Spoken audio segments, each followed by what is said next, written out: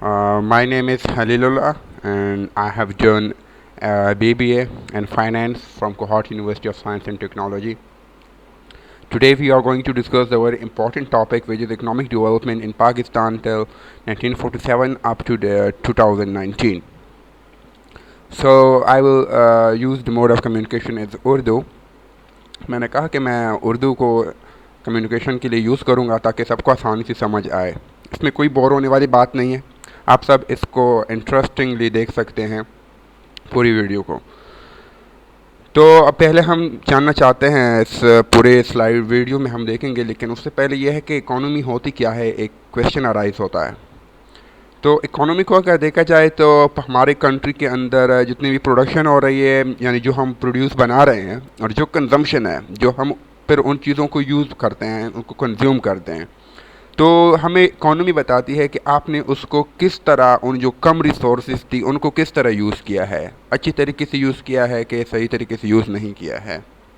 तो ये इकोनॉमी की डिफिनीशन है। इन्वेस्टोपीडिया नीचे मैंने लिंक दिया हुआ है जहाँ से मैंने ये लिया हुआ है, ये डिफिनीशन। तो हम पहले अब देखते हैं कि बेसिक कॉन्सेप्ट्स ऑफ इकोनॉमी जो इस पूरे जो वीडियो है इसमें हम देखेंगे। पहले तो है ग्रॉस डोमेस्टिक प्रोडक्ट। इस में तीन वर्ड हैं, gross domestic product. Gross means पूरा, मुकम्मल, होल। डोमेस्टिक मीन्स कि आप विद इन टेरेटरी जब हम कोई चीज़ बनाते हैं, यानी पाकिस्तान के बॉर्डर्स के अंदर जो चीज़ बनती है, तो पाकिस्तान के बॉर्डर्स के अंदर जो चीज़ भी बनेगी उसको हम कहेंगे ग्रॉस डोमेस्टिक प्रोडक्ट। फिर उसके बाद आ जाता है इन्फ्लेशन।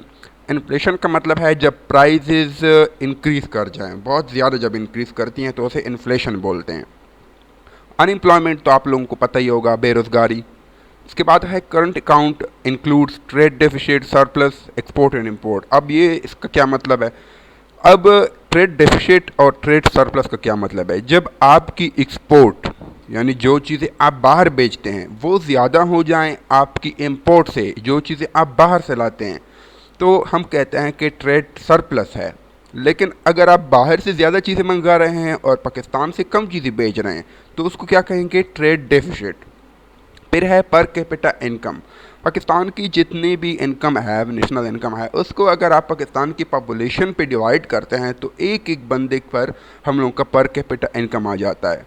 उसके बाद है रिमिटांसेस। रिमिटांसेस का मतलब यह है कि बाहर से जितने भी पैसे आते हैं, फॉर एग्जांपल कोई सऊदी अरेबिया में जॉब कर रहा है, कोई दुबई में जॉब कर रहा है, अब वहाँ से जितने पैसे यहाँ पे लोग भेजते हैं बैंक्स के थ्रू, उसको कहते हैं रिमिटांसेस। फॉरेन रिज़र्व है, इसका मतलब यह है कि पाकिस्तान ने एक रिज़र्व बनाया हुआ है, एक उसको हम ख़जाना कह सकते हैं, जिसमें हमने वो पैसे रखे हुए हैं जिससे हमने बाहर मुल्कों से जितना कर्जा लिया है वो हम वापस करते हैं, उसको कहते हैं foreign reserve. Foreign direct investment यह है कि जब कोई भी बाहर का मुल्क होता है वो पाकिस्तान में इन्वेस्टमेंट करता है, कोई कंपनी बनाता है, कोई प्रोडक्ट की फैक्ट्री बनाता है, तो उसको कहते हैं फॉरेन डायरेक्ट इन्वेस्टमेंट। अब हम देखते हैं कि इकोनॉमिक इंडिकेटर्स क्या हैं। 1958 से देखेंगे, 1947 से 1958 तक कुछ अच्छा नहीं रहा था, तो वो हम इंडिकेटर शो नहीं करेंगे। अब अगर हम 1947 से 1958 तक देखें, जब पाकिस्तान आज़ाद हुआ, तो उसके बाद 1958 तक काफ़ी ज़्यादा गवर्नमेंट चेंजेस हुई, तो बहुत ज़्यादा पॉलिटिकल इंस्टेबिलिटी थी। पाकिस्तान की हालत वैसे भी बहुत ख़राब थी कि पाकिस्तान जब आज़ाद हुआ तो इंडिया ने पाकिस्तान को हर वो रिसोर्स देने से मना किया। क्यों? वो चाहते थे कि पाकिस्तान वीक बने और फिर से हमारे साथ मर्ज हो जाए, यानी एक हो जाए। तो उसमें उन्होंने पाकिस्तान को 700 करोड़ देने थे, 750 करोड़ सॉरी, उसमें से उन्होंने सिर्फ 200 करोड़ दिए।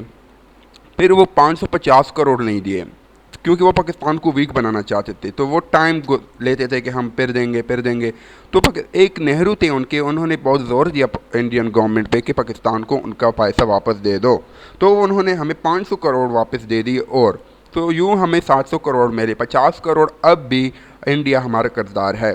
इसके अलावा पाकिस्तान को जितनी भी अफसरान की ज़रूरत थी वो भी हिंदुस्तान में रह गए। पाकिस्तान के पास ना मिसाइल थे, ना टैंक्स थे, ना लिखने लिखाने का कुछ था, ना पैसे थे। तो ऐसे टाइम में पाकिस्तान बहुत ज़्यादा वीक था। और फिर 1958 तक बहुत ज़्यादा हुकूमती भी चेंज हुई, पॉलिटिकल इंस्टेबिलिटी, तो पाकिस्तान की हालत कुछ ठीक नहीं थी। इन हालात को ठीक करने के लिए अयूब खान आए, उन्होंने मार्शल लॉ लगाया 1958 को। तो उन्होंने पाकिस्तान की जो हालात थी उसको थोड़ा ठीक किया। फिर हम देखेंगे स्टेप वाइज, जब हम और स्लाइड्स हैं उसमें देखेंगे कि कौन सी हुकूमत ने क्या किया। फिर इस ये जो सारे इंडिकेटर्स हैं इसको हम लास्ट में फिर इसका एनालिसिस करेंगे कि जो रेड है ये क्यों है, ग्रीन है ये क्यों है, कहाँ पे इंडिकेटर ज़्यादा हुए हैं, कहाँ पे कम हुए हैं, वो क्यों हुए हैं।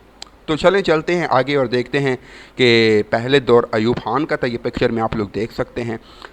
तो अयूब खान की पॉलिसी क्या थी? लिबरलिज्म थी, ग्रीन रिवोल्यूशन थी, और उसके अलावा लैंड रिफॉर्म्स थी, उसके अलावा क्रेडिट टू फार्मर्स थी, उसके अलावा हम देख सकते हैं कि इंडस्ट्रीज़ और डिफरेंट डैम्स। अब हम देखते हैं कि लिबरलिज्म क्या है। एक होती है प्राइवेटाइजेशन, एक होती है नेशनलाइजेशन। प्राइवेटाइजेशन ये है कि जब आप लोगों को इख्तियार देते हैं कि आप लोग जितनी भी प्रोडक्ट बनाते हैं, उनकी जितनी प्राइस रखते हैं, वो सब आपके हवाले है।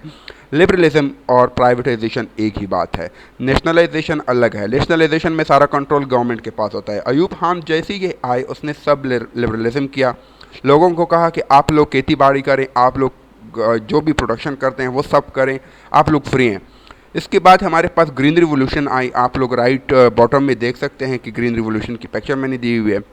ग्रीन रिवोल्यूशन ऐसी आई कि नॉर्वे में एक रिसर्चर था, उसने अमेरिका में जाके एक रिसर्च किया, एक बीज बोया जो बहुत ज़्यादा जल्दी और बहुत ज़्यादा मकदार में हमें ये जो अनाज वगैरह होते हैं ये उगा के देता था। तो अयूब खान ने उस बंदे को कहा कि ये बीज हम पे भी बेच दें। उसने हम पे भेजा, पाकिस्तान में आया वो बीज। तो इस वजह से हमारी जो खेती बाड़ी थी वो भी काफ़ी ज़्यादा अच्छी हुई। लैंड रिफॉर्म्स ये हैं कि पाकिस्तान में जितने भी अमीर लोग थे, उसमें हम जुल्फ़िकार अली भुट्टो का जिक्र भी करेंगे कि वो बहुत ज़्यादा ज़मींदार लोग थे, उनके साथ ज़मीनें बहुत ज़्यादा थी। जो गरीब लोग थे उनके पास नहीं थी। अयूब खान ने क्या किया कि सारे अमीर लोगों से, जितने भी ज़्यादा ज़मींदार थे बड़े बड़े, उनसे ज़मीनें लेकर और उनको डिस्ट्रीब्यूट किया छोटे छोटे हिस्सों में, और सबको उसमें डिस्ट्रीब्यूट किया, लोगों को दिए। इसकी वजह से पाकिस्तान को बहुत ज़्यादा फ़ायदा हुआ, खेती बाड़ी शुरू हुई। अब हम देखते हैं क्रेडिट टू फार्मर्स। इसने जितने भी किसान थे उनको कर्ज दिए बिला सूद की, यानी सूद नहीं होगा उस पर, कर्ज दिए, जिससे उनको और भी मोटिवेशन मिली किसानों को, और उन्होंने अनाज बोना शुरू कर दिया। इंडस्ट्रीज़ बनी इसके दौर में, बहुत ज़्यादा डैम बनी। जो सबसे पहले ऑटोमोबाइल की इंडस्ट्री थी वो अयूब खान के दौर में ही बनी। इसने बहुत ज़्यादा डैम्स, तरबेला डैम वगैरह भी बनाए, उसकी बुनियाद रखी। तो ये सब इसकी पॉलिसीज़ थी। तो इस टाइम में पाकिस्तान बहुत ज़्यादा तरक्की पे था। इस एज को हम बोलते हैं गोल्डन एरा। फिर उसके बाद गवर्नमेंट आई जुल्फ़िकार अली भुट्टो की। जुल्फ़िकार अली भुट्टो पीपल पार्टी का बंदा है। तो इसने क्या किया कि ये तो बहुत ज़्यादा ज़मींदार था, बहुत बड़ा। तो अयूब खान ने जो इसकी ज़मीन ली थी इस पर तो इसको आगे आना था। इसने क्या किया कि वो ज़मीन वापस लोगों से ले ली और उसको बड़े बड़े हिस्सों में तकसीम किया ताकि इसकी ज़मीन इसको वापस मिल जाए।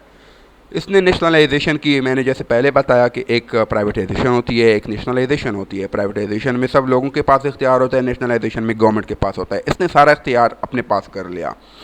फिर 1971 की वॉर हुई, उसमें भी पाकिस्तान की इकॉनमी बहुत ख़राब हुई, जो पाकिस्तान और बांग्लादेश के लिए वॉर थी। अब आप लोगों को पता ही होगा कि वॉर के बाद क्या हालत रहती है कंट्री की। फिर उसके बाद 1973 में ग्लोबल ऑयल क्राइसिस आई, तेल की कमी हम जिसे कहते हैं। 1974 में एक सैलाब आया। तो जुल्फ़िकार अली भुट्टो जो था वो तो था बहुत अच्छा बंदा पाकिस्तान के लिए, लेकिन ऐसा हुआ कि इस एज को हम कहते हैं बेड लक एरा। 1971, 1973, 1974 जैसे आप देख सकते हैं कि इसका जुल्फ़िकार अली भुट्टो की पॉलिसी से कोई वो नहीं था रिलेशन, लेकिन फिर भी पाकिस्तान को बहुत ज़्यादा नुकसान करना पड़ा।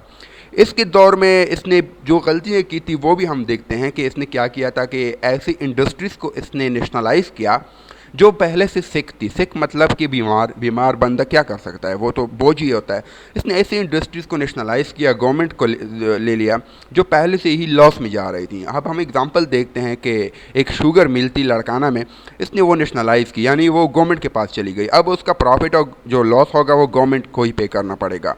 अब वो लड़काना में जो शुगर मिल थी उसके लिए गन्ना जो था वो 500 किलोमीटर दूर से लाना पड़ता था, तो इस पर ट्रांसपोर्टेशन कॉस्ट आती थी। तो ये जो इंडस्ट्री थी ये नुकसान में जा रही थी, तो गवर्नमेंट को इसकी वजह से भी बहुत ज़्यादा नुकसान उठाना पड़ा। इसके बाद दौर आता है हमारे पास